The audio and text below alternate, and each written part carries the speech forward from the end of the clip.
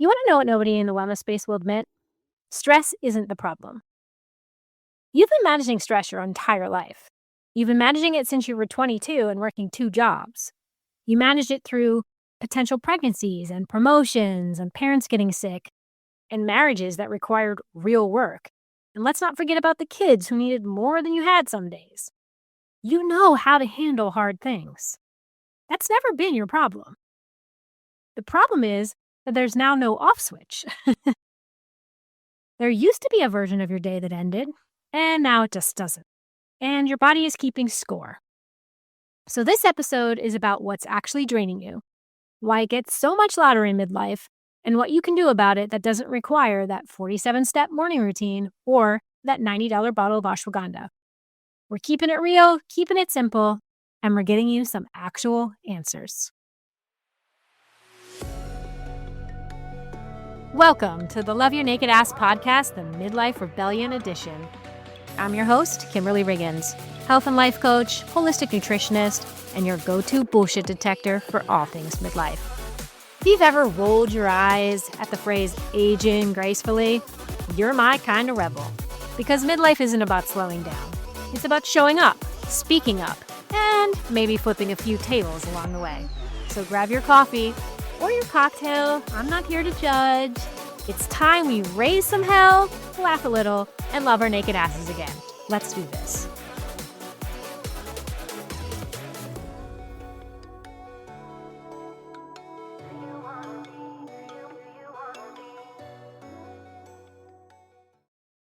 All right, welcome back, rebels. Let's jump right in. First, I want to talk about what's actually going on here. Because if you've been blaming yourself for being exhausted, I want you to stop right now. In perimenopause and menopause, estrogen and progesterone are constantly shifting.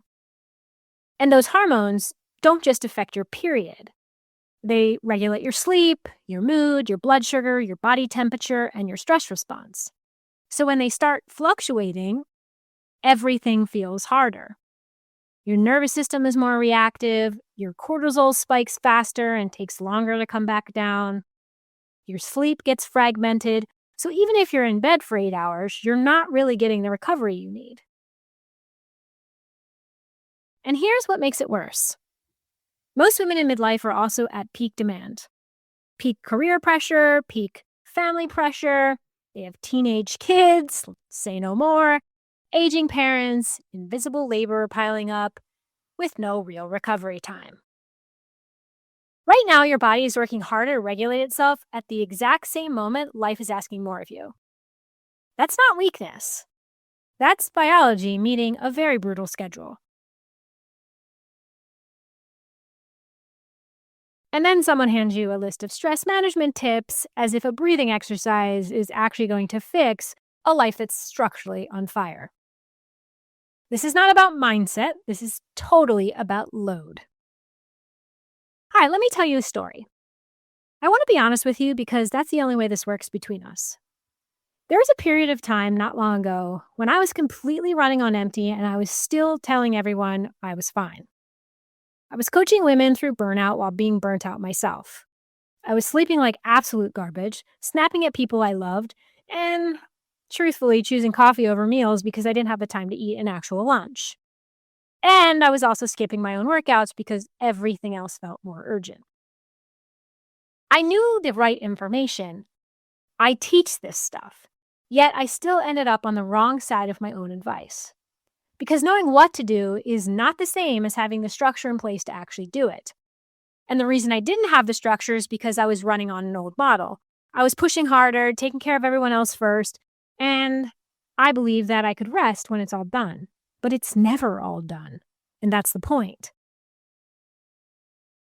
The only thing that changed it for me was getting really honest about what was actually costing me energy versus what was giving it back. And then I had to make some really big decisions that felt a little bit uncomfortable. And that's what I want for you today.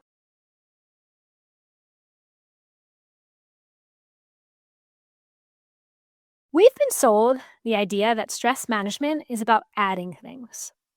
Add a yoga class, add journaling, add a gratitude practice. But in midlife, especially if you're already overloaded, adding more things is not the answer.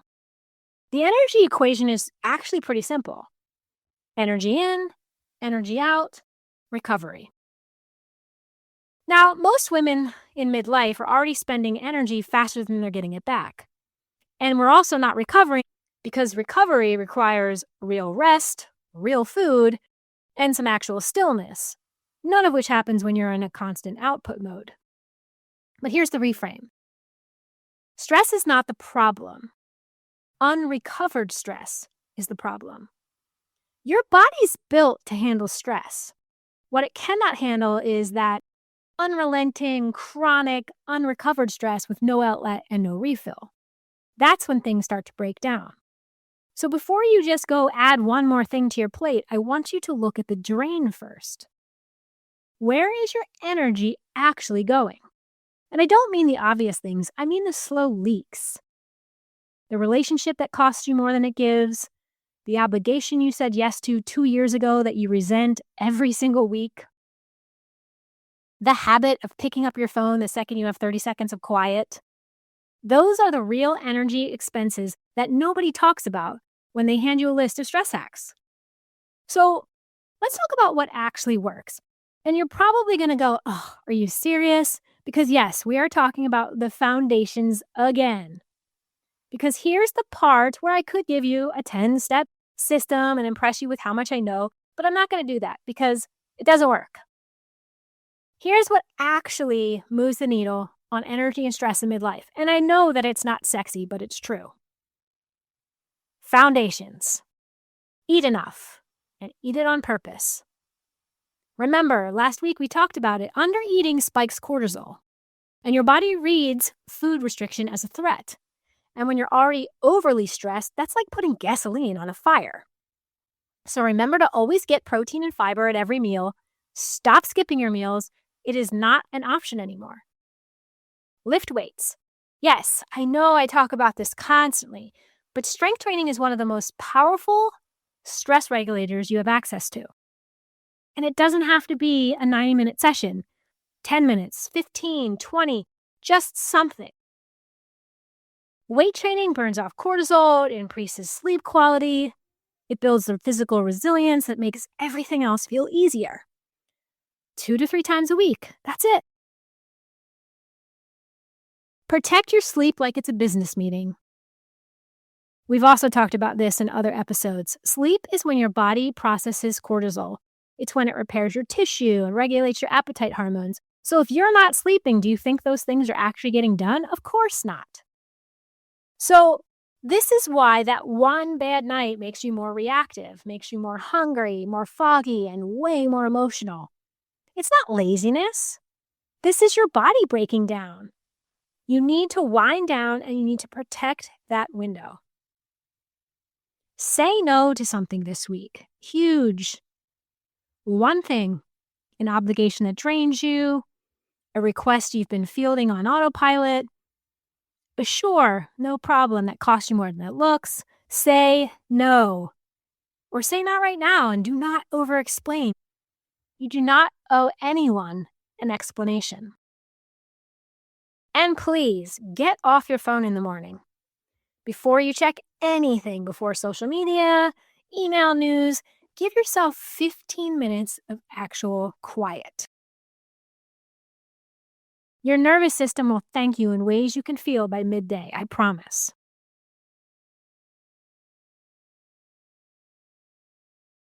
That's the list. It's not complicated. It's just hard because it requires you to choose yourself first, which obviously you're not used to doing. You don't have to earn this. You just have to remember to do it. So let's talk about your action step for this week. Again, we're just going to start with one thing. So identify your single biggest energy drain, not your biggest stressor, your biggest drain. It could be a person, a habit, commitment, or even a thought pattern that you keep feeding, and write it down. And then ask yourself, what would it cost to reduce this, and what would it give me back? You don't have to fix it this week, you just have to name it. because you can't plug a drain you haven't found yet. Here's what I want you to take away today. You are not tired because you're weak. You are not stressed because you can't handle things. You're running a body that's been navigating a real hormonal shift while carrying a full life with very little recovery built in. You have a load issue. You are not broken. You don't have any character flaws. You are not imperfect. You are human. And the answer, ladies, is not to push harder. It's not to manage better. And it's not to find a more efficient way to grind. The answer is to stop treating recovery like a reward and start treating it like a requirement. You need it to function. Your body is not optional equipment. So eat enough, lift, sleep, say no. I literally wrote a whole guide on this. I'll drop it in the comments for you if you want to start there. All right. Next week, we're going to talk about something a lot of midlife women are thinking about but not saying out loud. Reinventing yourself professionally. No, we're not going to burn down our career, but we are going to take a look at how to make a bold career move in midlife, why this may be the right time rather than the wrong one, and how to stop letting fear make the decision for you. You definitely don't want to miss it. Make sure you're subscribed so it lands right in your feed. Have a great week. I'll talk to you next time.